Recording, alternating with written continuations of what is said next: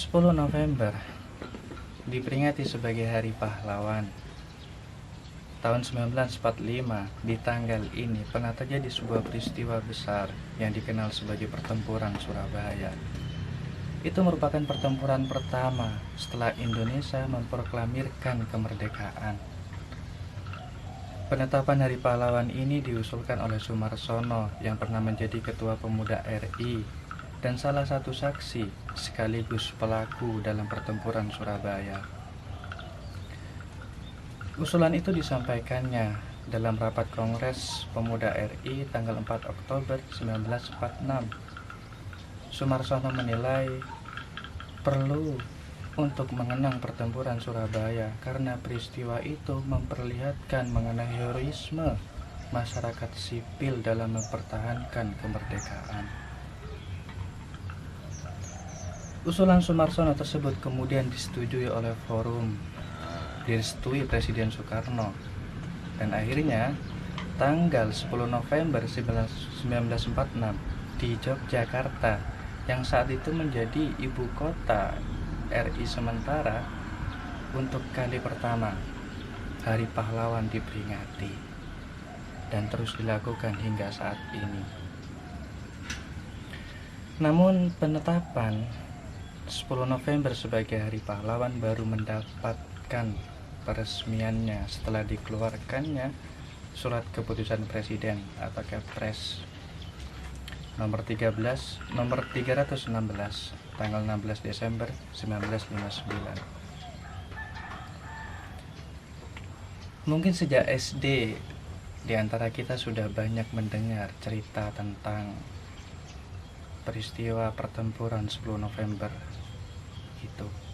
Bahkan kini cerita mengenai latar belakang dan kronologinya sudah banyak tersebar di media-media. Jika kita mau meluangkan waktu untuk membacanya, kita akan mendapati bahwa pertempuran Surabaya di 10 November itu diawali dengan insiden Hotel Yamato tanggal 19 September yang juga dikenal sebagai peristiwa perobekan bendera Belanda oleh pemuda bernama Haryono dan Kusno Wibowo. Tentu yang paling populer adalah peran Bung Tomo dalam berorasi yang berapi-api mengobarkan semangat pemuda, mengobarkan semangat rakyat Surabaya untuk mempertahankan kemerdekaan Republik. Di sini perlu kita ingat teman-teman, bahwa pertempuran Surabaya bukan hanya pertempuran antara tentara Republik dengan Inggris. Faktanya pertempuran itu lebih banyak melibatkan unsur masyarakat sipil, dari yang tua, muda, hingga remaja, baik yang laki maupun perempuan. Menurut penelitian Lorenzo Yawerisa yang dibukukan dalam 65 tahun kepahlawanan Surabaya, memperkirakan bahwa pertempuran Surabaya hanya melibatkan sekitar 20.000 tentara Republik, sedangkan dari unsur masyarakat sipil mencapai sekitar 100.000 orang. Haryo Kecik, perwira tentara TNI sekaligus pelaku sejarah dalam pertempuran Surabaya, juga menyatakan bahwa pertempuran itu atau peristiwa itu merupakan pertempuran antara militer Inggris dengan masyarakat Surabaya dan sekitarnya. Dalam hal ini, Soemarsono juga mengatakan tidak ingin ada yang dipahlawankan dalam pertempuran Surabaya, karena menurutnya pahlawan sebenarnya adalah rakyat. Rakyat Surabaya dan sekitarnya yang terlibat dalam pertempuran Surabaya 10 November itu dikisahkan mempunyai keberanian dan kenekatan. Mereka tanpa ragu menyerang panser dan tank-tank militer Inggris dengan hanya bersenjata pisau, belati, celurit, atau bambu runcing. Tindakan itu entah apa namanya, kegilaankah, kenekatan?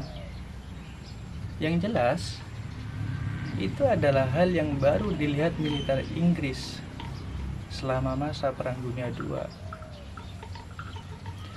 Pernahkah kita bertanya, teman-teman, mengapa rakyat biasa yang tak bersenjata modern saat pertempuran Surabaya sampai seberani dan senekat itu? Mungkin hal ini juga yang menjadi pertanyaan bagi para petinggi militer Inggris.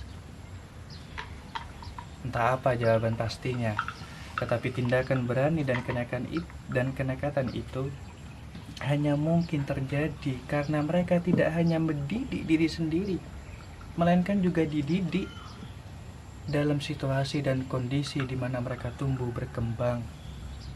Rakyat, terutama dari golongan pemuda saat itu, menyadari bahwa nasib tidak akan bisa diubah hanya dengan berharap pada impian Ratu Adil. Harus ada yang bergerak, harus ada yang muncul jadi pelopor untuk mengisi kesunyian sejarah. Dan mereka pun rela jadi martir Republik untuk anak keturunannya agar bisa merasakan hidup merdeka. Semua itu mereka lakukan karena tuntutan sosial pada zaman itu. Haryono, Kusnowibowo, Bung Tomo, Sungkono, dan nama-nama lain yang disebut sebagai pahlawan masa lalu itu, mereka bukanlah pertama-tama pencipta kejadian-kejadian sejarah, melainkan orang-orang itu terlebih dahulu diciptakan sejarah oleh keadaan yang sesuai dengan tuntutan sosial pada zaman itu. Pada dasarnya, sejarah nyaris selalu merupakan kisah tentang tindakan-tindakan orang di masa lalu. Tapi tindakan orang-orang di masa lalu itu bisa menjadi tidak berarti bila tanpa tindakan-tindakan lanjutan pada hari ini. Karena itu, teman-teman, betapa pentingnya sikap, tindakan, perbuatan, atau pekerjaan yang mungkin biasa-biasa saja, yang mungkin tak terlampau gagah dan heroik, hanya sesuatu yang tak bersifat epik dan auratik.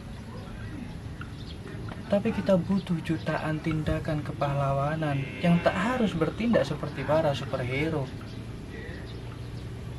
tetapi cukup hanya dengan tindakan biasa sehari-hari yang sederhana dan bersahaja, namun memiliki arti dan makna, setidaknya untuk melanjutkan kehidupannya sendiri menjadi lebih baik.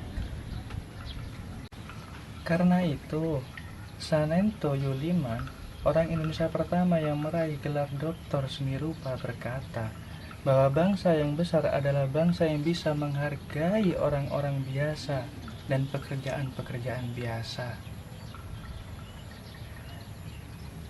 Ketika perjuangan rakyat biasa yang berusaha untuk mempertahankan diri dari ketertindasan kolonialisme dalam pertempuran Surabaya diperingati sebagai Hari Pahlawan,